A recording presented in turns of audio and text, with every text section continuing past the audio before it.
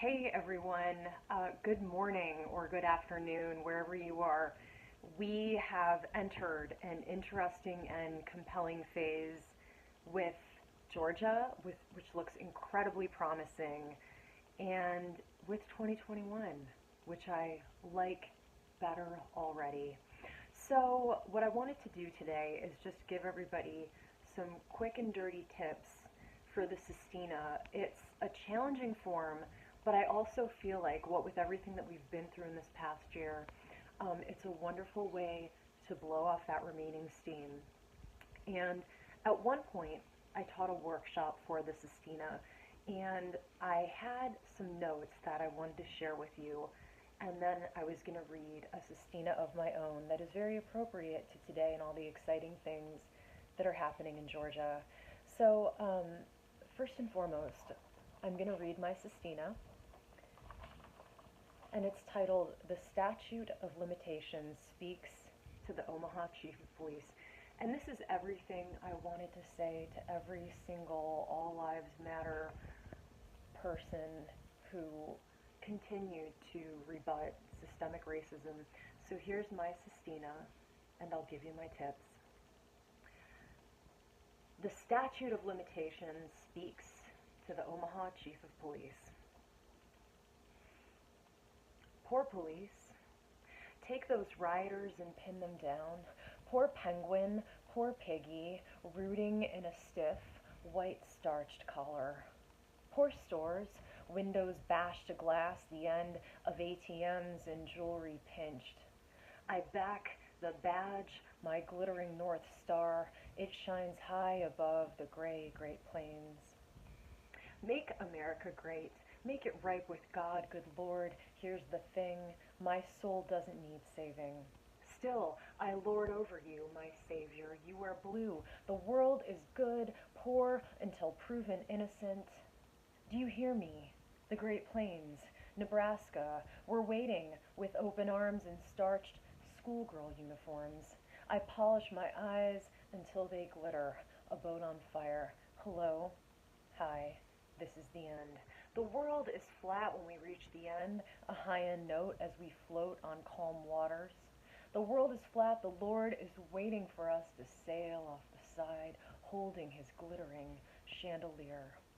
Look, his earlobes glitter with the pores, starched, hard-won gems. This is a place of starches among vegetables. Grow roots so deep in the Great Plains, they're thick as chains. Don't you dare call me plain Jane. Pierce my nipple, rub body glitter on my boobs. The 90s ended. I see color, still I rise early. Iron your shirt stiff with starch, steamed in hot holy water. I pray to my blue-eyed Lord. Call me black and white, my olive ass. I'm a whippoorwill's shrill crescendo, a magpie hoarding your knockoff glittering gold. We're stained in black folks' blood, corn-fed, cornstarch can clean up our mess. Your aviators block out the glittering souls in your rear view, and I wait. Oh Lord, do I wait? Oh Lord, for mine to shine. Why did you put me here? The Great Plains are so blind, so kind to their hate. They live on the high end of a flat world. The heartland sheets tug tight. Pour me a drink, officer.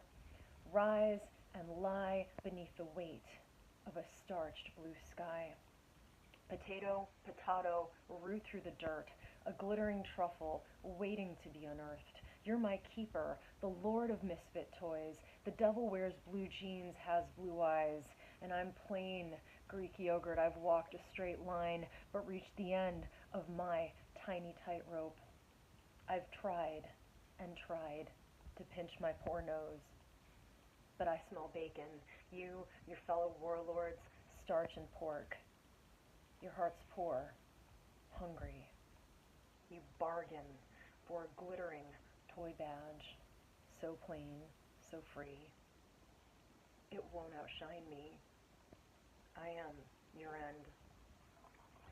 So that's my sestina, and I have a couple of tricks, and the tricks are called Maria's Rules for a Healthier Sestina and a Saner You, because as much as I love this form, it can make me crazy.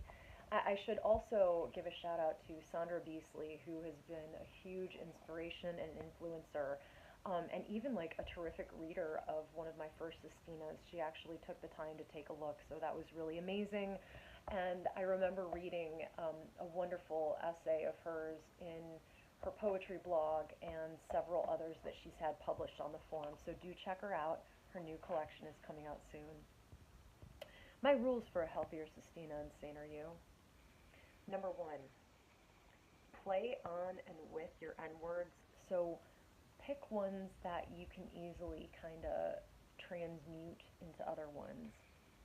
So for example, if one of your N words is wave, then try variations of it as you end the stanza or as you end the line. For example, microwave could be airwave, it could be wavelength, it could be unwavering. So those certain deceptively simple one-syllable words work really well in sestinas because you can transmute and manipulate and change them and throw the reader's ear off. At some point in the poem, once, and this is actually a trick I got from Sandra, take the liberty of switching a word out for a phonetically similar but different one.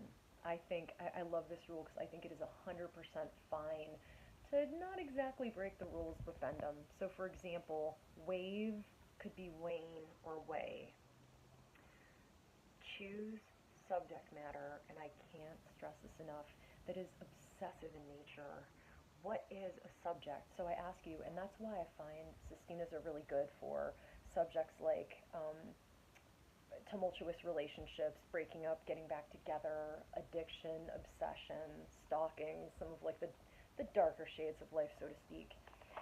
That is because you want a subject that repeats itself over and over again in your life and in your brain, so that way the form can mimic that subject matter and it'll fit in with the content. So avoid, and I think this is another, I feel like this is another thing that Sandra told me, so I'm just expurgating everything she said. Avoid the sestina sag that occurs, and this is usually in the final two-thirds, sometimes the final sestet. You can do this by creating a turn that's a surprise at that point in the poem.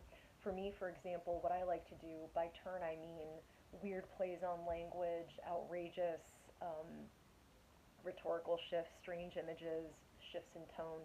For me, um, one of my turns that I used to avoid the sestina sag was that part of my sestina where I said rub body glitter on my boobs.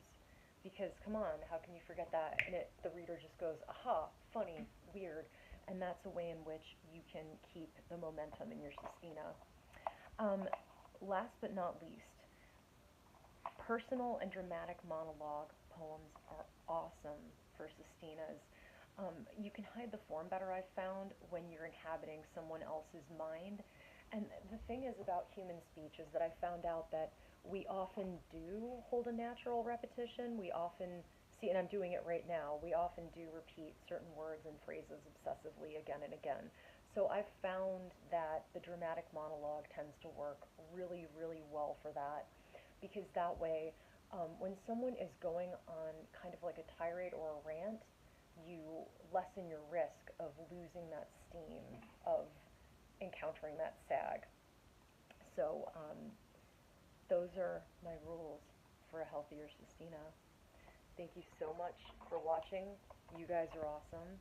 Let's pray for Georgia to win. It looks like we're getting there. And Stacey Abrams is, oh, just amazing. Stay cool. I like 2021 already. Feel free to check out my website, marianazos.com. You can see my upcoming events. You can sign up for my emails. And also follow me on IG, Twitter, Facebook. I'm also on LinkedIn too. And, come to my reading January 24th. It's 5 p.m. EST, 4 p.m. CST. And I'm going to be reading with a series of different amazing writers, including, and I have to brag on his behalf, Tommy Blount, the Four-Way Books author, and his collection Fantasia for the Man in Blue, was a National Book Award finalist this year, so this is huge, and I feel very cool to